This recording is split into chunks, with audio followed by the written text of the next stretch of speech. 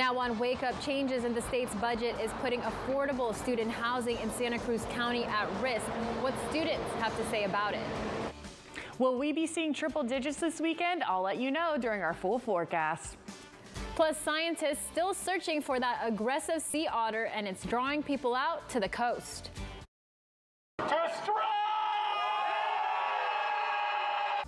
And Hollywood actors now joining writers on the picket lines. What that means for your favorite shows and movies. Wake Up starts now. Welcome to Wake Up on KION News Channel 46. Good Friday morning to you. It's July 14th. I'm Anna Turia. Thanks for waking up with us. Now, before we get to your top stories, let's get you out the door and see what's happening in our weather department. Here's our Weather Authority team member, Lindsay Selzer. Good morning, Lindsay. Good morning, Anna. Not to quote Rebecca Black, but it's Friday. I know, it's Friday. Please don't make me start singing at 6 a.m. I would never. I don't think people want to hear that right now. Absolutely not. That's why I said, quote, not sing. I was going to save everybody's ears on this lovely Friday morning. But let's take a look at what's going on out there.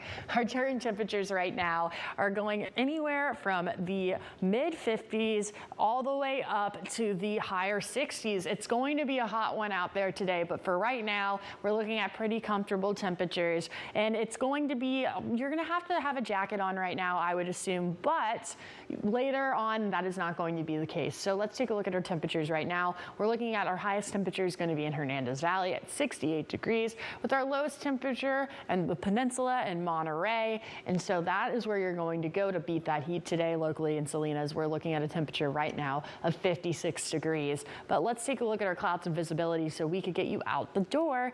Looking at our clouds and visibility, we're having a little bit of visibility issues in the Salinas area and in the Santa Cruz area as well. As you could see, have some clouds kind of going into the Salinas Valley a little bit, and it looks like that we're not having visibility issues in the Morgan Hill and Hollister area, but I'll let you know if those clouds and fog will keep sticking around for the rest of the day.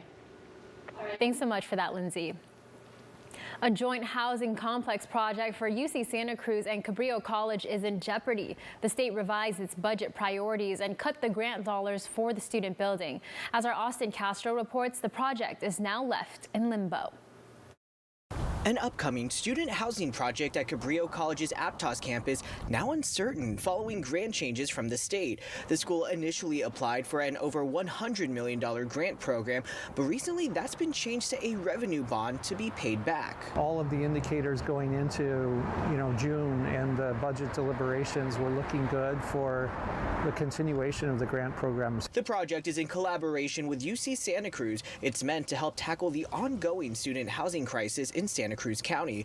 Cabrillo College student Cole Garcia says it would also greatly help those attending UC Santa Cruz. I think the UCSC students could use the housing more than Cabrillo students. There's more students at UCSC, out-of-state students who are paying much higher fees than we are. While the school says many questions still remain about what support the state will provide, they say having the school pay back a bond simply isn't feasible.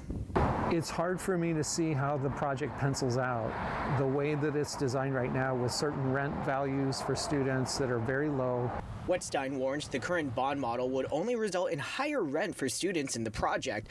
Other students I spoke with say the state needs to step up when it comes to tackling the homeless issue affecting many students. Let's keep it a grant so that we can be housed, we can finish our undergrad degrees, and be productive members of the California economy that we paid our taxes for to be a part of in the first place. Reporting for Wake Up, Austin Castro, KION News Channel 46. Cabrillo College says they're working out a revenue bond proposal for the project. The college is working to find a way to still get some state dollars. A much-needed boost for the San Ardo Water District. Its wastewater treatment facility finally got the money it needed for repairs. Flooding back in January and February badly damaged the facility. You can see some of that major flooding that happened to the small town right there. The money is coming to the county. It's just at over $1 million and could be reimbursed by FEMA. The search is still on for a surfboard snatching sea otter.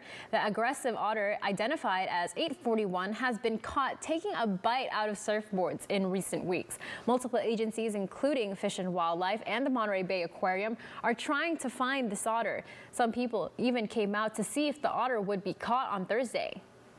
We saw the news of the otter and I was very intrigued. So we just been looking, hoping that she might appear. And the teams are out on the water. They are exploring the areas, investigating the areas where this sea otter is known to be found.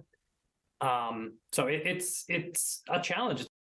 The aquarium says the recapture of 841 is important because every otter is crucial to ocean health because those critters tend to the kelp forest. New body cam video this morning shows a police officer in Kern County rescuing a chained up dog from a burning home just a few feet away. Take a look. Oh, please. Try to save you, boy. Come on. Come with me. You can see that officer there sprinting towards the burning home. The fire forced the family living in that building to evacuate. And while they did get out safely, they weren't able to get to their dog.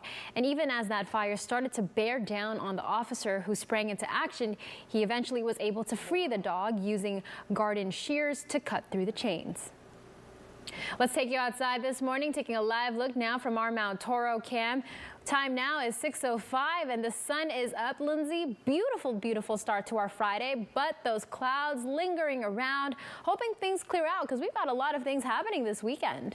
Yes, we do have a lot of things happening this weekend, and we're going to have really hot weather. It's going to be a hot one, but for now, let's take a look at our future temperatures into the afternoon for our coastal areas.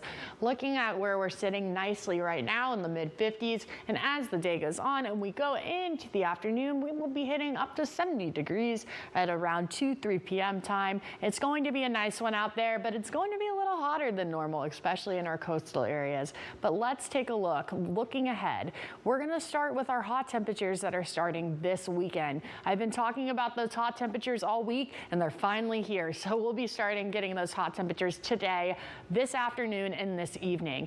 And we're going to have 90 to 110 degrees for inland areas on Saturday and Sunday. So that's going to be really, really hot. So do whatever you can to stay hydrated and safe and in the shade if you're spending time inland. And then that gradual cooling will start next week. So we won't be in that heat for too long, which will be very nice. So if you like the heat, you'll enjoy it for just a little bit before we will cool down. And now let's take a look at our traffic cameras. We're looking at right now Laurel Drive on the 101 in Salinas. Looks like there's a light flow of traffic going on. You can see those low clouds and our good friend Maureen the fog hanging out a little bit over there. But as it goes for traffic, looks like things are moving pretty smoothly.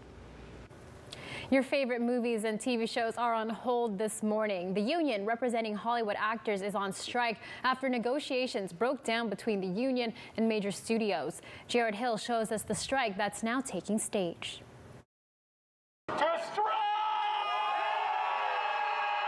Hollywood is now at a standstill. Actors leaving premieres and productions to join writers on the picket line.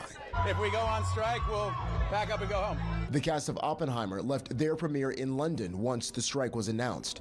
Fran Drescher, the president of SAG-AFTRA, says the union is pushing studios to take into account major shifts in the business brought on by technology. To try and think that by just making incremental changes on a contract that was forged since 1960, before there was internet, before there was digital, is crazy. The main sticking points include increases in basic pay, higher residuals for streaming content, and protection surrounding the use of AI. We're talking about the potential for them to be able to use our name, our likeness, our movements, our voice for future projects without our consent. The group representing studios and streaming services said in a statement the move will, quote, deepen the financial hardship for thousands who depend on the industry. The economic fallout already being felt as work dries up for companies that rent equipment to make shows and movies. Businesses just now bouncing back from the pandemic. The struggles for us during this is, just making our rent, paying our bills. The camera equipment is extraordinarily expensive. The first strike of its kind in decades could impact the industry for years to come. Jared Hill, CBS News. The union represents more than 160,000 performers, but the walkout only affects the actors from television and film productions.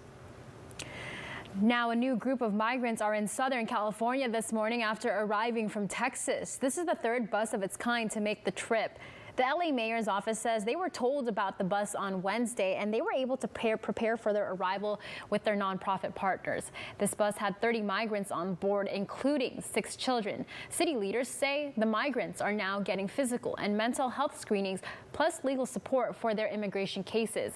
Some even had family members waiting for them in LA. As California increases its reliance on electricity, there may not be enough energy during certain seasons and times of the day to keep the lights on.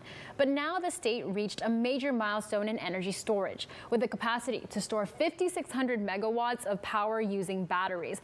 That's enough to supply more than 4 million homes. With more focus being put into cleaner energy, California has been growing its battery storage in the last 3 years, allowing the state to meet the energy demand no matter the conditions.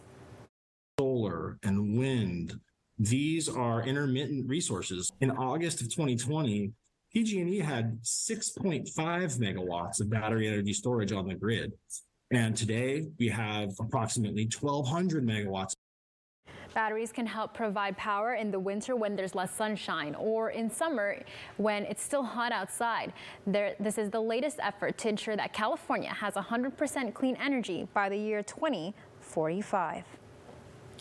The FDA approved the first over-the-counter birth control pill, and this pill can now be sold without a prescription. The approval comes after the drug maker presented years of research showing that women understand and follow instructions for using the pill. It's a victory for birth control advocates following the Supreme Court's overturning of Roe v. Wade. But opponents say that a doctor should still be consulted first.